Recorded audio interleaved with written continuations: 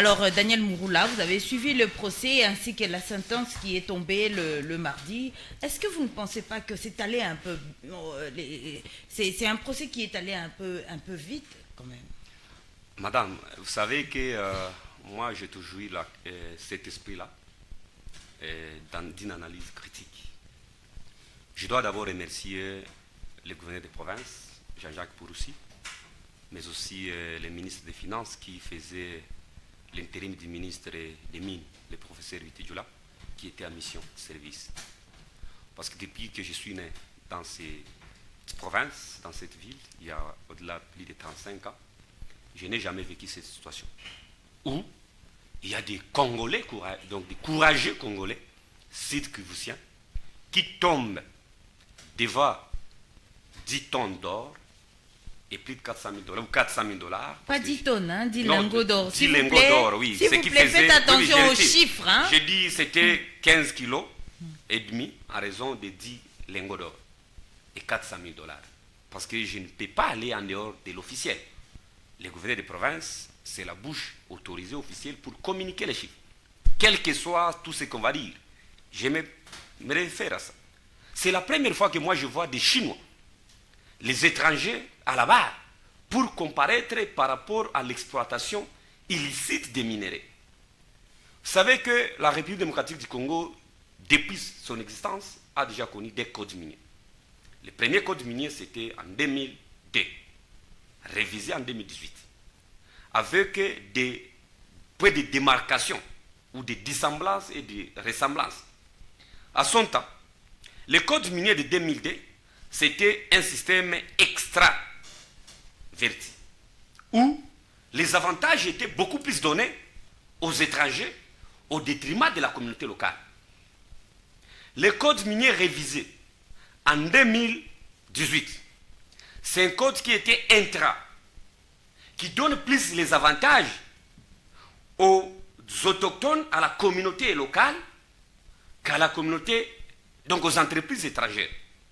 Et dans ce code minier, on définit c'est quoi l'exploitation illicite des minéraux. À son article 200D, non, à son article 281, on parle de l'exploitation sans titre, ok, minier. À son article 289, on parle des zones interdites ou des zones protégées. À son article 300, on parle des sanctions contre l'exploitation illicite. Quand est-ce qu'on peut parler de l'exploitation illicite selon le code minier? Il y a la procédure, si vous voyez l'article 16, l'article 23, l'article 218, 401, 404, 55, 57, 76, 73, et j'en passe. Il y a une procédure à suivre, madame, avant de passer à l'exploitation. Okay. Et la première étape, c'est l'identification du site minier. Il faut d'abord connaître où est-ce qu'on va exploiter. Parce que nous avons la cartographie minière dans notre pays. Aujourd'hui, avec la télédétection moderne, nous avons la possibilité de zoomer et de produire une carte qui va vous montrer là où se trouvent les gisements. Donc ça, c'est déjà. Deuxièmement, il faut la demande du titre minier. Soit vous demandez le permis de recherche pour les chercheurs ou pour d'autres entreprises qui veulent d'abord procéder par la recherche. Soit vous avez le permis d'exploitation. Soit vous demandez l'autorisation d'exploitation artisanale ou vous avez le permis de carrière. Et ces documents doivent être demandés où? Au niveau des cadastres miniers. Après cela, il y a l'octroi. Troisième phase, c'est la phase la plus importante. On fait l'étude d'impact environnemental et social. Parce qu'il s'agit d'une exploitation. Il y aura l'utilisation. Donc c'est l'environnement qui sera menacé. Est-ce que nous devons nous rassurer? Est-ce que les activités qu'on va mettre en place ne vont pas déranger l'environnement? Les écosystèmes. Cela étant, on peut mettre les mesures d'atténuation. Parce que ça, c'est tout un cours. Lorsque nous avons les rapports sur l'étude de l'impact environnemental, les impacts environnementaux et sociaux, c'est la phase de la recherche. On peut maintenant procéder à la recherche pour les gens, les entreprises qui ont le permis de recherche. Et après cela, il y a la transition au permis de recherche vers le permis d'exploitation. Donc vous avez maintenant déjà mené des études de recherche. Vous pouvez maintenant aller demander, vous faites cette transition, vous quittez la recherche vers l'exploitation. Et c'est là, ça sera maintenant le début des activités. Et c'est là où se trouve le conflit, madame. Lorsqu'on ne sait pas que les minéraux existent, il n'y a pas de conflit. Où est-ce que le conflit commence? C'est là la phase de l'exploitation. Et donc, cette procédure n'a pas été suivie. Il y a le suivi et contrôle, il y a la fermeture, parce qu'après l'exploitation, on doit aussi mettre fin aux activités. Maintenant, dans notre pays, les plus grands, les combles, c'est quoi? Newton a posé une question. Ces Chinois, comment est-ce qu'ils se sont retrouvés à Mwenga? Par quelle magie? Est-ce qu'ils se sont réveillés? Pour le cas d'espèce, ils étaient à Walungu. C'est là où ils étaient interceptés. Mais après le procès, on apprend que l'or qu'ils achetaient venait de Mwenga. De Wamuzimo. De Wamuzimo. Maintenant, comment est-ce que ces Chinois se sont retrouvés là? Protégés par l'armée. Et vous arrivez, on va vous dire que dans ce site, il y avait plus de 100 militaires. Alors, Daniel Mouroula, retournons un peu dans les articles du code minier que vous avez signés. Pour le cas d'espèce, pouvons-nous parler d'exploitation illicite des minéraux, oui ou non? C'est l'exploitation illicite. Et j'ai montré comment, quand est-ce qu'on parle d'exploitation illicite. Ces gens, ils n'étaient pas détenteurs d'un permis de recherche, non plus permis d'exploitation. Ils étaient là illégalement. Est-ce que c'était une entreprise? Si oui, est-ce que cette entreprise a acquis les documents qui sont requis pour exploiter les minéraux? Ça c'est non. Cette entreprise existe. Est-ce que l'entreprise payait les redevances minières? Parce que les redevances minières, la communauté locale ou le peuple autochtone doit bénéficier de 15% pour la réhabilitation ainsi que répondre à leur cahier de charges. Parce que dans le code minier, il est dit, quand vous venez dans une entité où vous allez exploiter, on ne peut pas accepter qu'à Mwenga, là où il y a l'or, il n'y a pas de route. Il n'y a pas d'école. Il y a l'insécurité. Il n'y a pas l'électricité. Il n'y a pas tout. Il n'y a pas l'eau. Il n'y a pas accès aux soins de santé. Alors qu'il y a des citoyens chinois qui viennent avec une cargaison de plus de 10 lingots d'or. Vendus à combien? Entre un lingot d'or, ce qu'ils ont dit, c'est entre 200 000 et 300 000 dollars. Faites ça fois 10. C'est plus de 2 millions de dollars. Là où il n'y a pas l'eau, et là où il n'y a pas de route. Même pour arriver à Walungu, ici, c'est un problème sérieux. Et alors, Daniel Mouroula, quand vous avez analysé ce procès, vous êtes satisfait ou il y a quelque chose qui ne marche pas? J'ai dit, d'une part, je suis satisfait, mais nonobstant, tel qu'il a dit, les enquêtes devraient être menées en profondeur, de descendre sur le terrain. On devrait aller et voir d'où est-ce que c'est revenu. Peut-être ces Chinois avaient d'autres complices qui sont restés là-bas sur le site. Où est-ce que vous avez acheté cet or-là? Auprès de qui? La complicité interne, externe. Pourquoi le tribunal n'a pas parlé de tout ça, de cette complicité? Qu'est-ce qui s'est passé, Daniel? Il y a le principe juridique, on dit que le tribunal est souverain. Je ne vais pas aller dans des questions pareilles. Mais j'ai dit, ces procès ne devraient pas prendre 2 ou 3 jours. En Europe, on voit des procès qui durent même 2 ans, 3 ans. Parce que le tribunal doit être bien saisi. Le tribunal doit s'informer. Parce qu'on a puni les 3 Chinois. Les complices de ces 3 Chinois. Je dis même d'autres services peuvent être impliqués. Entre autres la DGM, cadastre minier, urbanisme et habitat. Donc plusieurs services, madame. Parce que j'ai changé aussi avec d'autres citoyens qui ont dit que même votre CMAP, si je crois que c'est comme ça. SAEMAP. Il y a la complicité qui est censée, selon le code minier, faire le contrôle. Mais ce service fait quoi? Il y a donc, Newton a dit, il y a la complicité endogène et exogène. Donc ces procès, j'ai dit, devraient nous permettre d'identifier. On s'est attaqué aux conséquences. Alors que nous connaissons la procédure ou le système de cause à effet. Il fallait attaquer les causes. Est-ce qu'il n'y a pas les citoyens au niveau local qui sont impliqués? Est-ce qu'il n'y a pas des citoyens au niveau politique qui sont impliqués?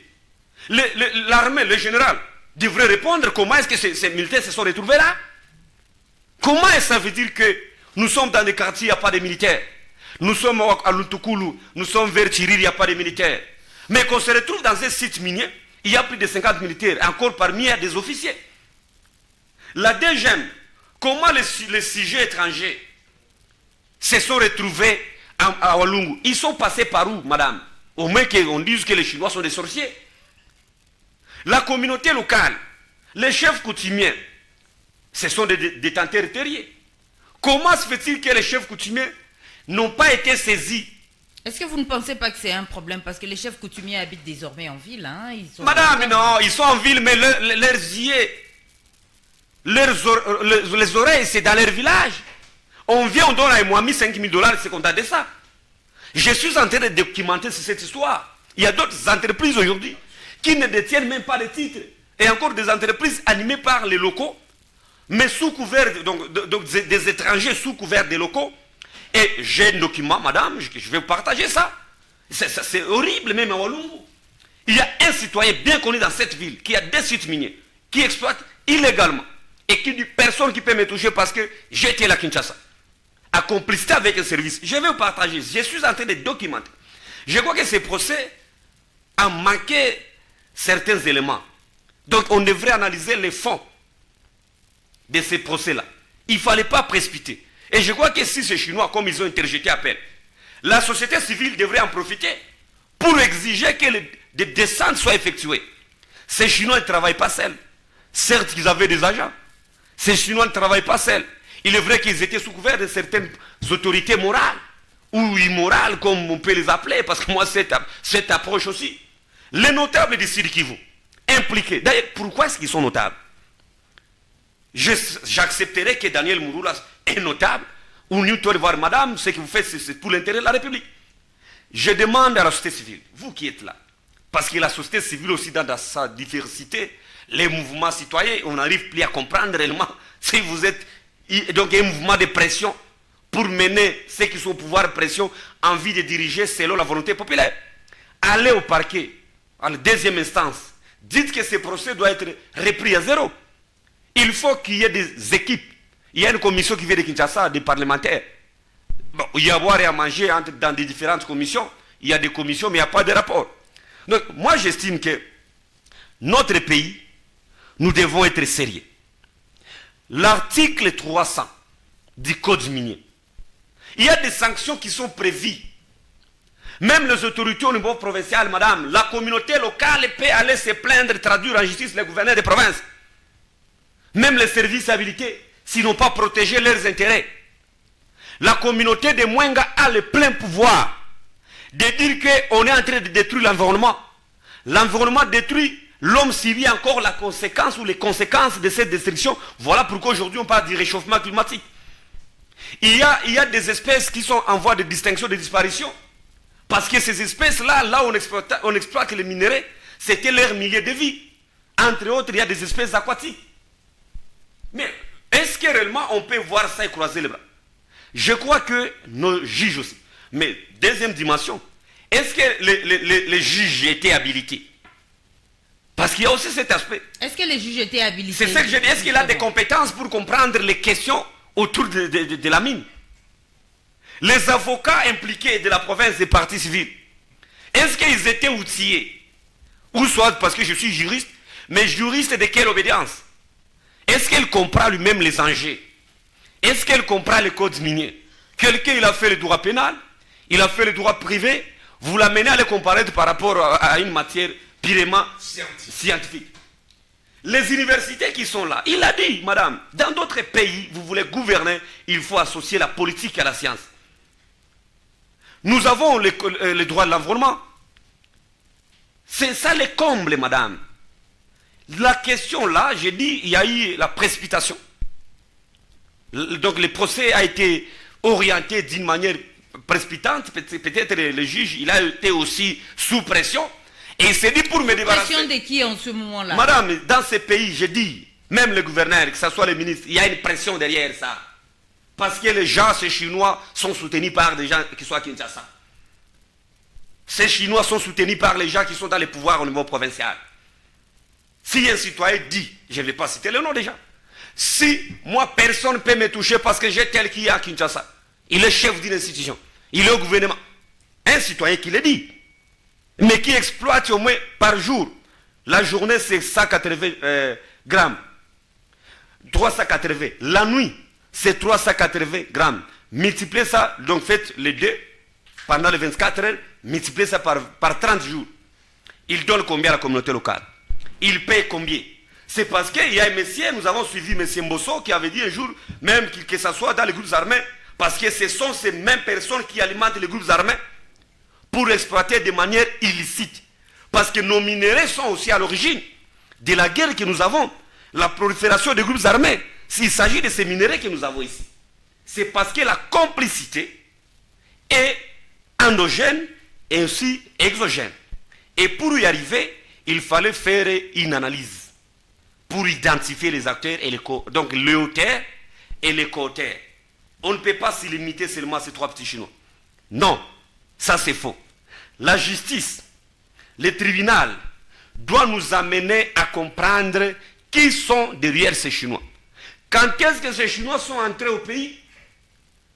Ils sont passés par où? Est-ce qu'ils sont venus de Kinshasa? Est-ce qu'ils sont venus du ciel? Mais Daniel Mouroula, que faire pour que les tribunaux arrivent à donner justement réponse à ces questions? Les tribunaux doivent prendre du temps. Combien de temps par exemple? Le temps, ça veut dire le temps nécessaire. Organiser des descentes sur le terrain. Inviter les services impliqués dans le secteur minier. Mais l'initiative viendrait de qui en ce moment-là? Non, madame, l'initiative viendrait du haut. Du haut, c'est-à-dire? Ok, les autorités au niveau national, au niveau provincial, la communauté. Donc les acteurs qui interviennent dans ces secteurs-là. Ok. Où l'État doit dire instruire. Parce que le ministre de la Justice, il a le plein pouvoir d'instruire au procureur, que ce soit au président, dire nous voulons avoir clair dans ces procès. Et la procédure à suivre, il faut réduire d'abord la pression. La société civile doit aussi s'impliquer. Et de dire non. Ne restez pas seulement dans des marches pacifiques, marches de soutien et consorts. Faites une pression au point que les auteurs, nous voulons voir une mission diligentée que le tribunal descend vers au niveau de Mwenga, au moins que les procès soient aussi réalisés là-bas. Ok? On arrive avec le matériel, la communauté doit aussi donner le témoignage. Depuis quand avez-vous commencé à voir ces Chinois ici? Ils étaient logés où? Et voilà les bailleurs de ces Chinois doivent aussi être impliqués. Les sites dans lesquels ils exploitaient, c'était appartenait, ils ont acheté ça à qui? Les militaires dans ces sites, ils ont l'autorisation de qui? Ils ont été envoyés par qui? Les services de l'État. C'est Maïpé, peut-être que vous l'avez dit. Maïpé. Maintenant, les agents qui étaient là, qui sont-ils? Donc c'est autour de ça, madame. C'est tout un système.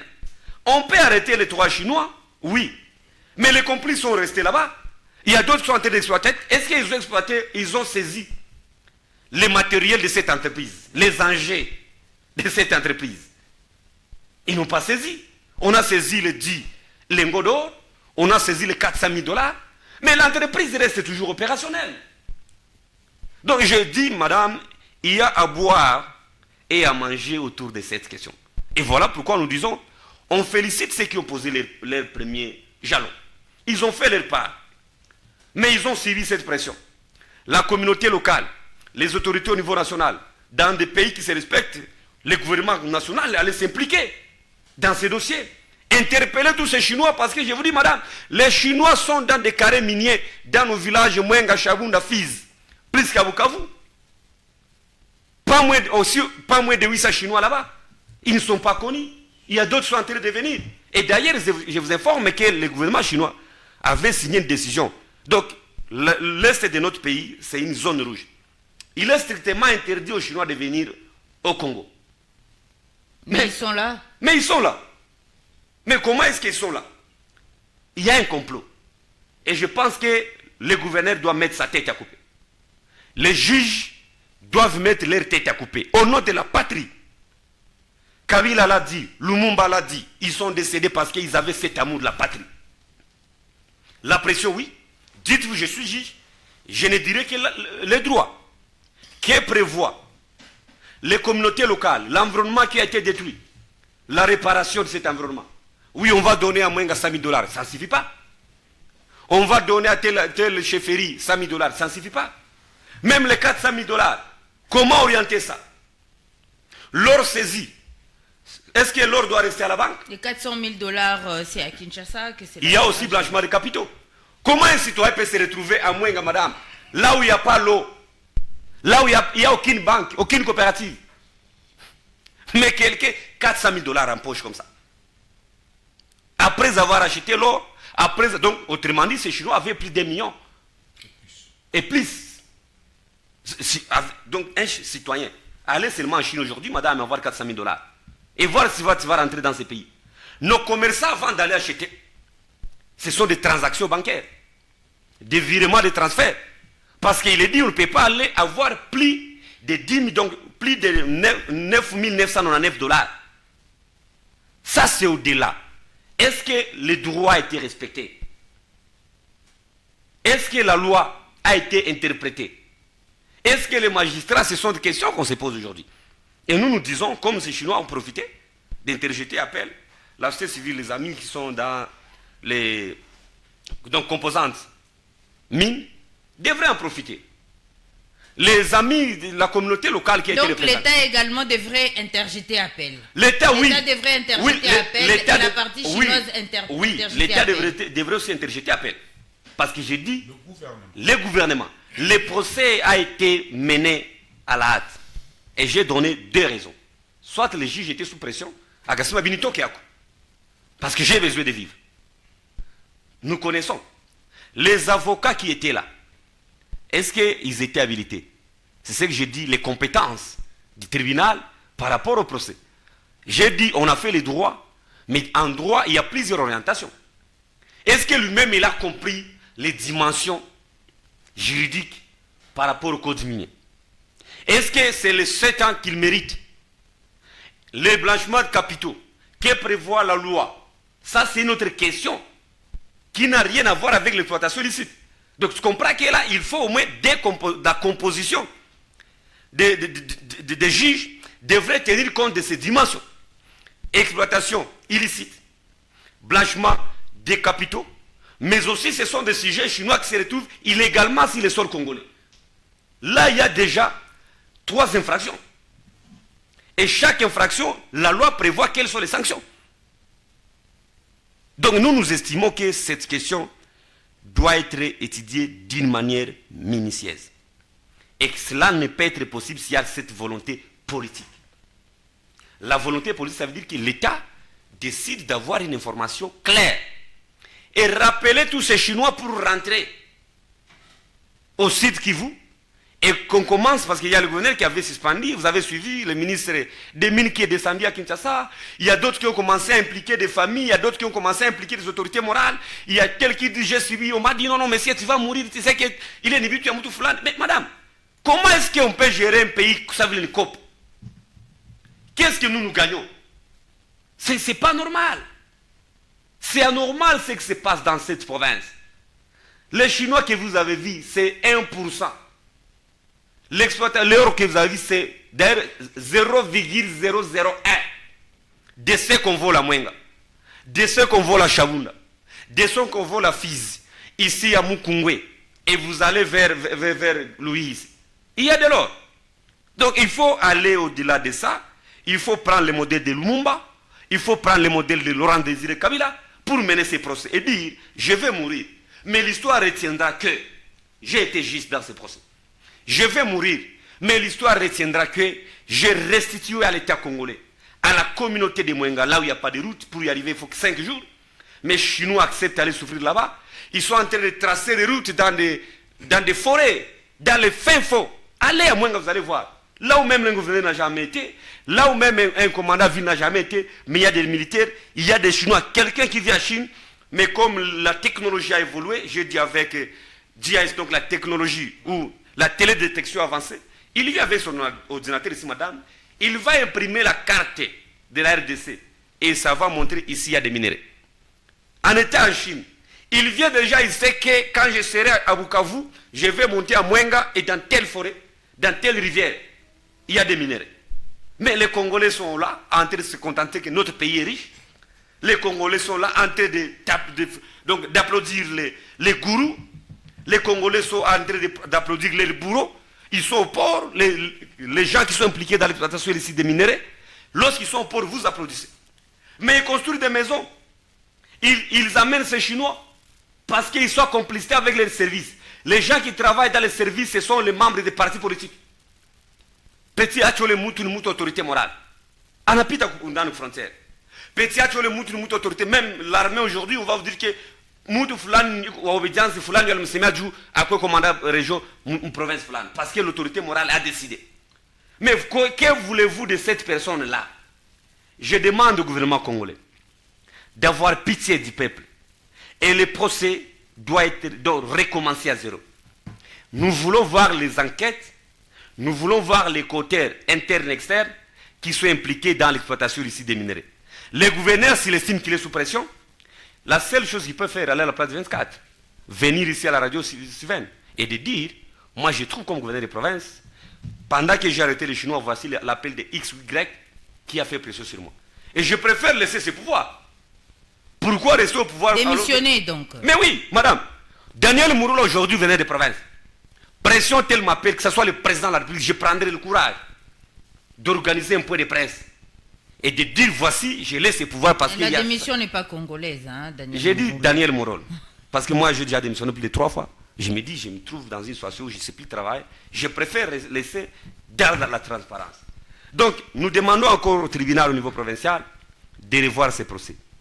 Revoir ces procès, il faut impliquer les côtés qui sont dans l'exploitation illicite des minéraux. Qu'ils soient députés, qu'ils soient ministres, qu'ils soient conseillers président de la République, qu'ils soient dans l'armée, parce que nous connaissons ce qui se passe. Ce sont les militaires qui ont de belles maisons.